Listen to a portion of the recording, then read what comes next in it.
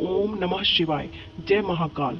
जैसा कि आप सभी को पता है कि बहुत ही पवित्र महीना चल रहा है और अगर आपके घर में बहुत ज़्यादा प्रॉब्लम्स रहती हैं या फिर बहुत ज़्यादा परेशानियां रहती हैं तो अब वो सभी परेशानियां दूर होने का समय आ गया है। मेरा मतलब है कि अगर आपके घर में लोग बहुत ज़्यादा बीमार रहते हैं और आपके घर में छोटी छोटी बातों को लेकर बहुत लड़ाई झगड़े होते हैं, यानी कि किसी ने कुछ बोल दिया तो तोड़फोड़ मच जाता है, अगर ऐसी स्थिति है तो यह वीडियो आपके लिए है। पूजनीय गुरुजी की कथा से सुनकर मैं आपको बहुत अच्छे से बताऊंगा। आपको बस कपूर लेना है और लेनी है 2 लौंग। एक छोटा सा उपाय करिएगा, जो भी समस्या आपके घर में होगी वह धीरे धीरे खत्म हो जाएगी। उससे पहले मैं आपको बता दूं कि इस पूरी वीडियो में हम 4 बेहद प्यारे उपायों के बारे में बात करेंगे, जो कि आपके लिए तो अच्छा ही है, आपके परिवार के लिए भी बहुत अच्छा है। आइए सबसे पहले हम पहले उपाय के बारे में बात कर लेते हैं, जो कि है अगर आपके घर में हमेशा नकारात्मक ऊर्जा रहती है, मतलब आपके घर में हमेशा नेगेटिव एनर्जी रहती है, या फिर आपके घर में लोग बहुत बीमार पड़ते हैं, लड़ाई झगड़े होते रहते हैं और अगर आपके घर में खुशियां आती ही नहीं है, तो आप क्या करेंगे। आपको स्क्रीन पे दिख रही होगी लौंग। बहुत ज़्यादा नहीं लेनी है, बस हमें 7 से 8 लौंगें लेनी है। कितनी लौंगें लेनी है? 7 से 8 लौंग के टुकड़े लेने हैं। अब उस लौंग में जो फूल तुम्हें दिखता है, उस फूल को आपको तोड़ने की कोई आवश्यकता नहीं है, इसे ऐसे ही खड़े खड़े ही लेना है। फिर हमें लेना होगा कपूर। जो गोल कपूर बाजार में आसानी से मिल जाता है वही गोल कपूर लेना है। बस 2 टुकड़े गोल कपूर के लेना है। इसके बाद आपको क्या करना है वह ध्यान से समझिएगा। मान लीजिए यह आपका घर है, तो आपको अपने घर का मध्य बिंदु पता होगा। अगर नहीं पता है तो अनुमान से अपने घर का मध्य बिंदु निकाल लें। वहां पर आप कपूर का टुकड़ा रखेंगे और लौंग भी रखेंगे। बस आपको इस बात का विशेष ध्यान रखना है कि आपका मुख दक्षिण दिशा में नहीं होना चाहिए। बाकी आपका मुख किसी भी दिशा में हो, आप उस कपूर को जला देंगे। जब तक यह कपूर जलता रहेगा, आपके घर में कभी भी नकारात्मक ऊर्जा प्रवेश नहीं करेगी। जैसे ही वह जलकर समाप्त हो जाए, उसे उठाकर किसी पेड़ आदि के नीचे रख दें। जो व्यक्ति इस उपाय को सप्ताह में 1 बार कर लेता है, उसके घर में किसी प्रकार की नकारात्मक ऊर्जा प्रवेश नहीं करती है, घर में लड़ाई झगड़े नहीं होते और घर में चल रही सभी बीमारियां धीरे धीरे समाप्त होने लगती हैं। यह बहुत ही सुंदर उपाय है, इसलिए आप इसे अवश्य करें। आशा करते हैं यह उपाय आपको समझ आ गया होगा। चलिए अब इस वीडियो में हम दूसरे उपाय की तरफ बढ़ते हैं। दूसरा उपाय आपको लौंग से ही करना है। इससे पहले इस उपाय के फायदे को समझ लीजिए। इस उपाय से आपको क्या फायदे मिलते हैं और इस उपाय को किस व्यक्ति को करना चाहिए, चलिए हम ये समझ लेते हैं। देखिए, आजकल हर इंसान यही सोचता है कि अगर वह किराए के घर में रहता है तो उसका अपना खुद का घर होना चाहिए। अगर उसके पास बाइक है तो वह कार खरीदना चाहता है, अगर उसके पास साइकिल है तो वह बाइक खरीदना चाहता है। इसका मतलब यह है कि इंसान की इच्छाएं कभी भी समाप्त नहीं होती हैं, चाहे वह कितनी भी बड़े घर का हो फिर छोटे घर का हो। उम्मीद है यह बात आप सभी को अच्छे से पता होगी। अगर आपकी भी ऐसी कोई इच्छा है जो अधूरी है तो आप इस उपाय को अवश्य कर सकते हैं। जैसा कि आप स्क्रीन पे देख रहे होंगे, आपको लौंगों का जोड़ा दिखाई दे रहा होगा। अब आपको कितनी लौंग लेनी है यह बात भी अच्छे से समझ लें। 7 लौंग के टुकड़े ऐसे ही खड़े खड़े लेना है। कितने लेने हैं? 7 लौंग के टुकड़े। इसके साथ ही आपको काले तिल की आवश्यकता होगी। काले तिल ज्यादा नहीं, बस 1 चुटकी काले तिल की आवश्यकता होगी। आप काले तिल को 1 2 3 करके नहीं गिने, बस अपनी चुटकी के अनुसार 1 चुटकी काले तिल ले लें। इसके साथ ही हमें आवश्यकता होगी काली मिर्च की। अब काली मिर्च को भी गिनने की आवश्यकता नहीं है, आप अपनी चुटकी के अनुसार काली मिर्च को 2 या 3 ले लें, कोई दिक्कत नहीं है। जैसी आपकी चुटकी हो वैसे काली मिर्च को ले लें। भी 3 चीजों को यानी कि लौंग, काली मिर्च, काले तिल को अपने दाहिने हाथ में पकड़ना है और कहाँ जाना है? महादेव के मंदिर में।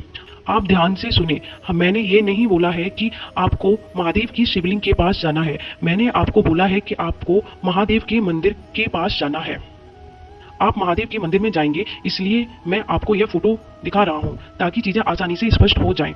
देखो, जब आप महादेव के शिवलिंग के पास प्रवेश करेंगे तो यह महादेव की चौखट है। ध्यान से देखिए आपको क्या करना है। ध्यान से देखिए, आपको तीनों चीजों को चौखट के बीचों बीच में नहीं रखना है, चौखट की एक तरफ या दूसरी तरफ ही रखना है। इस बात का ध्यान रखें कि आपको तीनों चीजों को बीचों बीच बिल्कुल भी नहीं छोड़ना है। और आपको तीनों चीजों को छोड़ते समय महादेव के एक बहुत ही सुंदर नाम का उच्चारण करना है। वह नाम है कुंदकेश्वर महादेव। कौन सा नाम? कुंदकेश्वर महादेव। हाँ जी, कुंदकेश्वर महादेव के नाम पर आपको वो तीनों चीजें यहाँ रखनी है। इसके बाद आपको जो भी जल वगैरह चढ़ाना हो या फिर पूजन करना हो आप कर सकते हैं। एक और उपाय 5 लौंग और 5 कमल गट्टे वाला है। इसको हम महादेव की चौखट पर नहीं करते हैं, इस उपाय को हम महादेव की शिवलिंग के ऊपर करते हैं। इसलिए इन दोनों उपायों में अंतर समझ लीजिए, ये दोनों उपाय एक दूसरे से बिल्कुल डिफरेंट है। हमने जो अभी इस उपाय के बारे में बात की, जो कि 7 लौंग और काले तिल और काली मिर्च का उपाय है, वह उपाय महादेव की चौखट पर करना होता है, जबकि 5 लौंग और 5 कमल गट्टे वाला उपाय शिवलिंग के ऊपर करना होता है। तो ध्यान से समझ लीजिए दोनों उपायों में अंतर क्या है। दोनों उपायों में प्लीज कंफ्यूज नहीं हो। ये 2 उपायों के बारे में बात की, अब आगे बढ़ते हैं। लेकिन आगे बढ़ने से पहले एक छोटी सी बात, बहुत सारे लोग पूछते हैं कि कौन से समय करना है। तो देखिए, किसी भी उपाय को करने का सबसे उत्तम समय प्रदोष काल होता है, क्योंकि प्रदोष काल चाहे वो सोमवार का हो, चाहे वो रविवार का हो, चाहे वो किसी और दिन का हो, बहुत ही शुभ होता है। क्योंकि इस प्रदोष काल में माता सती और भोले शंकर घूमने के लिए निकलते हैं, तो उस समय हमें इस उपाय को अवश्य करना चाहिए। अब हम वीडियो में आगे बढ़ते हैं अपने तीसरे उपाय की तरफ, जो बहुत ही सुंदर सा, प्यारा सा और आसान है। इसको कैसे करना है, इससे पहले एक छोटी सी बात जो मैं हमेशा आपसे कहता हूँ, वो यह है कि आपको यह वीडियो पसंद आ रही हो तो प्लीज इस वीडियो को लाइक करें, और जो भाई बहन मेरी आवाज को पहली बार सुन रहे हैं या फिर अचानक से चैनल पर आ गए हैं, वो इस चैनल को सब्सक्राइब जरूर करें। अब चलिए हम अपने तीसरे उपाय को आसानी से समझ लेते हैं। इस उपाय को करने से पहले हम इस उपाय के फायदे को समझ लेते हैं कि इस उपाय को किस व्यक्ति को करना चाहिए और उस व्यक्ति को क्या फायदे मिलेंगे। जैसा कि आप स्क्रीन पर देख रहे हैं कि एक महिला आपको दिख रही है जो कि काफी बीमार है। इसी तरह आपके घर में भी लोग हमेशा बीमार ही रहते होंगे और उन्हें हमेशा दवाई लेनी पड़ती होगी और हमेशा डॉक्टर के पास जाना होता होगा। तो आप इस उपाय को अवश्य कर सकते हैं। देखिए, यहाँ पर आपको स्क्रीन पर थोड़ा अजीब सा दिख रहा होगा। आप सोच रहे होंगे ये अजीब सी दिखने वाली चीज क्या है।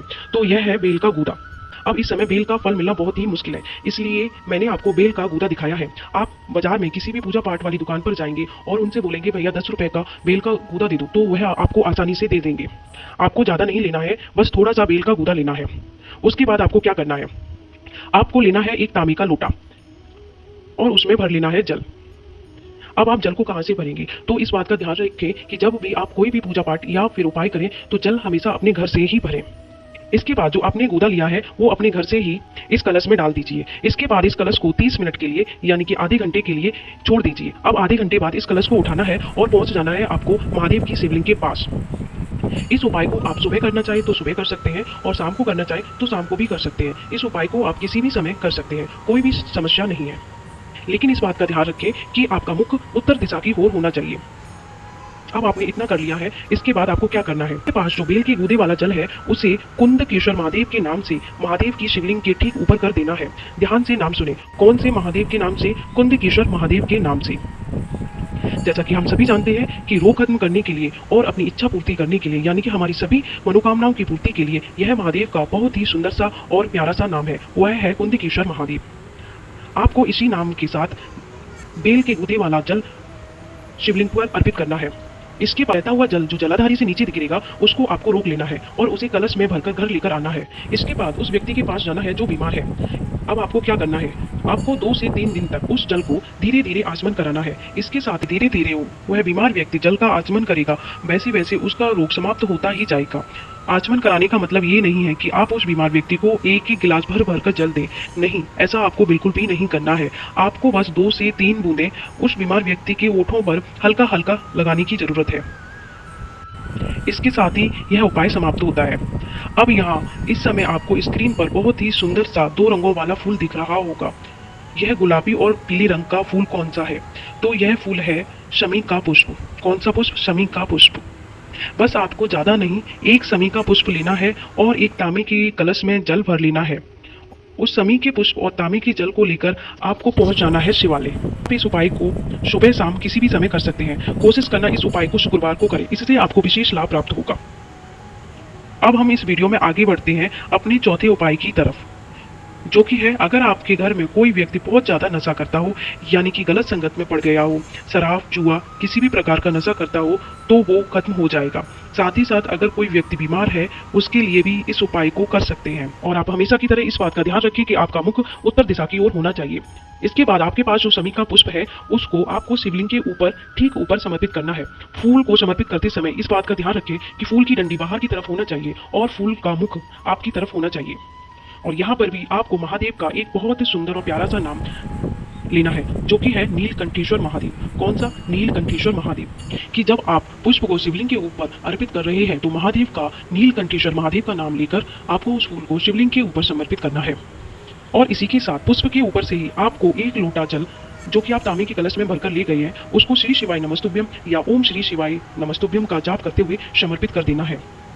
ध्यान रहे कि जल बहता हुआ जलाधारी से नीचे गिरेगा। इस जल को आपको रोक लेना है और इस जल को तांबे के कलश में भरकर उस व्यक्ति के पास लाना है जो गलत संगति में है, गलत नशा करता है, और उस व्यक्ति को आपको धीरे धीरे नीलकंठेश्वर महादेव के नाम से 2 से 3 दिन तक किसी भी चीज में मिलाकर देना शुरू कर देना है। वहीं अगर कोई बीमार व्यक्ति है तो उस व्यक्ति को भी नीलकंठेश्वर महादेव के नाम से थोड़ा थोड़ा करके आचमन कराना शुरू कर देना है।